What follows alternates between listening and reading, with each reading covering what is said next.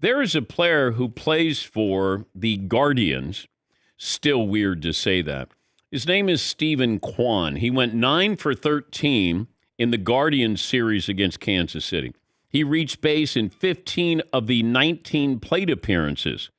2 walks, a triple, and he's the first player in baseball history to reach base at least 3 times in each of his first 4 games. Now, I remember when it used to be the old days where you try to get on base, whatever way you could get on base, maybe a base hit, something as foreign as that. Don't have many of those nowadays. And I was wondering how many players hit over 320 last year? Because normally you would say you're going to compete for a batting title. You'd probably be batting over 320. How many players hit better than 320 last year, Paul? 2. Trey Turner hit 328. Frank Schwindel hit 326. Yeah.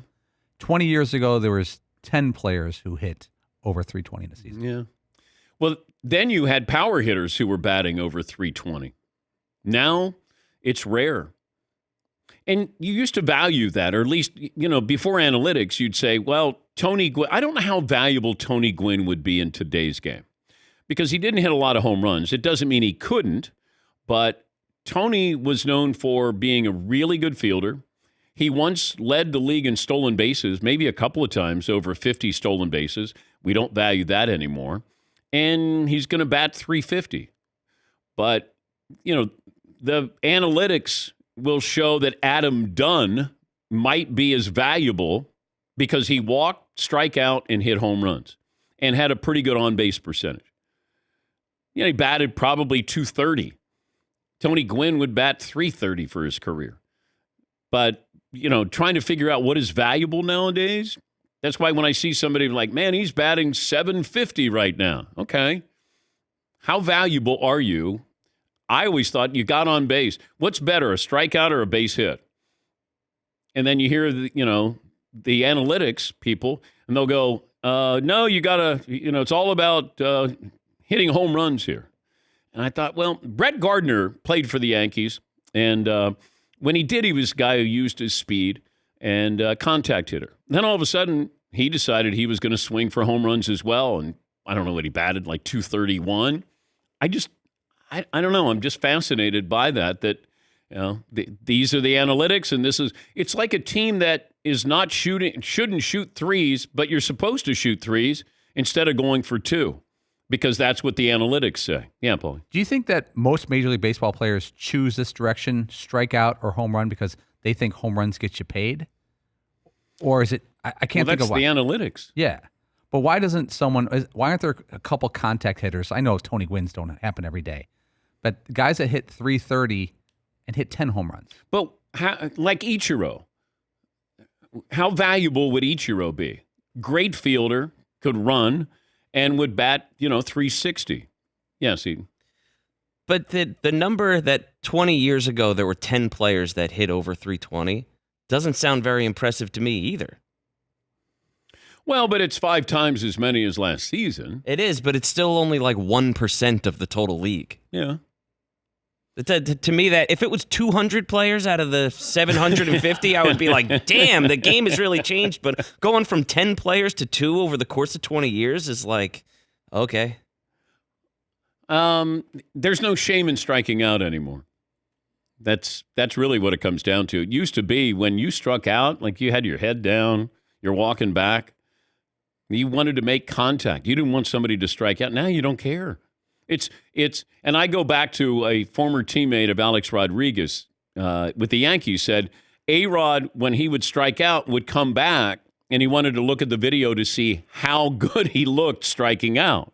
That, hey, I struck out, but did I look good striking out? I didn't look like I was fooled, did I? And the teammate would say, no, look like you were right on it. And that was almost like, okay.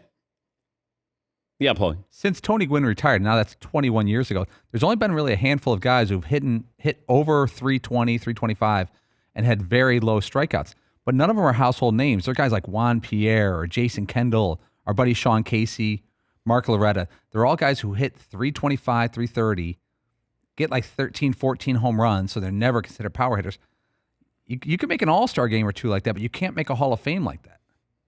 And you can't get big time paid like that, it appears. Yeah. I'm with you. I want more Tony Gwynns, but Well, therefore you get more action. You want the game to have movement. And the commissioner's been trying to get this. He said that he's trying to get more action in the game. And if you go back and watch one of those, ESPN classics, you'll see movement. Like there's so much more going on in the game. And I think that helps just the attention span that we have or we don't have. When you're watching the game, there is something going on. Like when the guy gets on first base, you think he might steal. Now the guy gets on first base, he's like, yeah, just here until Jimmy Lipper hits a bomb here, and then I'll walk around the bases. Yes, Marv. You're right, because how often when you watch a baseball game do you see somebody do like a pickoff move? Like Andy Pettitte used to do that, 20 years ago, great pickoff. Yeah. But now they just focus on the batter because they're not going anywhere. Yeah, there's no reason to steal bases. A-Rod once said to me, I said, why don't you steal bases anymore? And he goes, if they start paying me to steal bases, I will.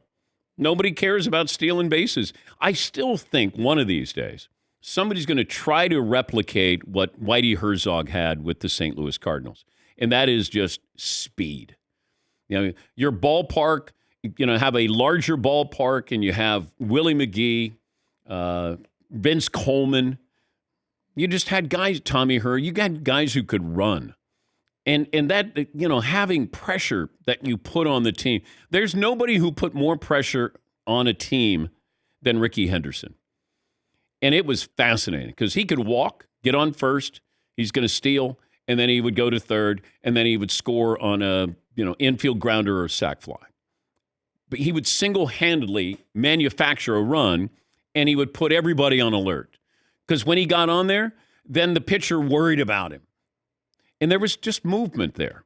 But it's just not valued anymore. Yes, Eden. Do you think faster athletes are playing other sports now? Well, there's still speed in the game. I just think you don't really realize how fast somebody is as much. Because it used to be when you go, man, that guy, he's got 50 bags that he stole. Yes, because the NFL is probably faster than it's ever been. Yeah. Right. If you look at the numbers that guys are putting up there are just like off the charts. Yeah. Right. But baseball, that element of the game has completely gone away. I just don't know. If you had somebody who was blazing fast, like a Tyreek Hill or Jalen Waddle or somebody, you would have them steal bases still, wouldn't you?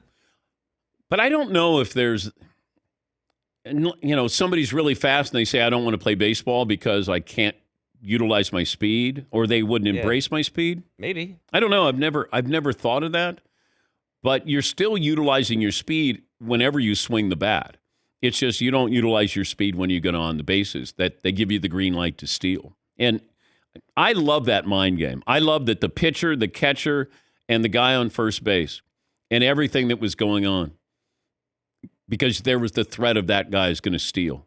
I go back to when Lou Brock, broke the all-time record. I mean, it was a big deal. When Rickey set the all-time record, stolen bases, it was a big deal. But speed was embraced back then. Now it's not. It's all about your launch angle. And this is the same with the pitchers. I mean, it's not about pitching, being crafty. It's about I'm going to throw as hard as I can for as long as I can and then get Tommy John surgery, and then I'll be back. Tradition. Yeah, unlike any other. Yeah, Paul. I was wondering if a general manager's ever thought, like if you're the Pittsburgh Pirates general manager, you can't spend $100 million. That's never going to happen. I'm going to go the opposite and get a bunch of hitters, numbers hitters, guys who could run and play that kind of style, knowing I'll never have to pay those guys because there's no market for them. If you're hitting 330 with 12 home runs for the Pittsburgh Pirates and 50 stolen bases, nobody else in baseball wants you because nobody plays that way. So you would stay a Pirate. They would pay you. But totally change the financial system based off changing the players you bid on. But you also have to find those players because today's player is emulating what's going on in the major leagues. I throw really hard and I swing really hard. It's not, just put your bat on the ball. And the same thing with looking at shooters now. Everybody wants to be a three-point shooter. And not everybody should be, but you're trying to find guys who can also hit the mid-range jumper. And that's another thing that I wonder if you can see a team that is just more inside presence taking advantage of the defensive mismatches that you have. Like Shaq, if Shaq played, is Shaq going to be averaging 30 a game? Would he average more? Nobody's going to stop him down low. Like Kareem, if he played now, would Kareem be shooting threes? I can't imagine.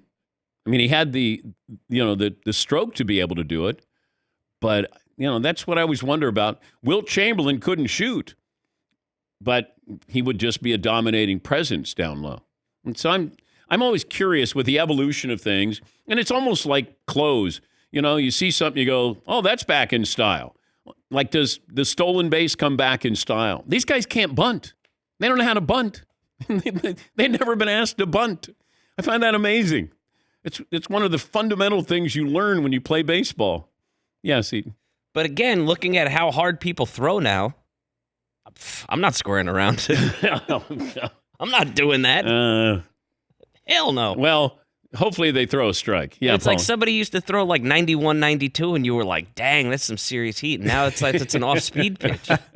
I was looking back at Deion Sanders' career, and I don't know if he gets enough credit for his baseball career because it was part-time. Yeah. But when he was 26 years old, Deion, he hit 283 in a season with 40 stolen bases, and he played half the time. Yeah. He had 300 at-bats. If you prorate that to a full season, 283 with 60 stolen bases, that's a nice baseball player. Yeah, I just don't think that you're having players who are being kind of positioned that way, that this is what we want. It's everybody is throwing. I don't think you can get a scout's attention unless you're throwing 95.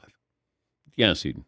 Somebody, just back to that point about faster athletes choosing other sports, somebody on Twitter just pointed out Kyler Murray choosing the NFL over baseball. He's pretty quick. Yeah. I don't know. Maybe there's a trend there.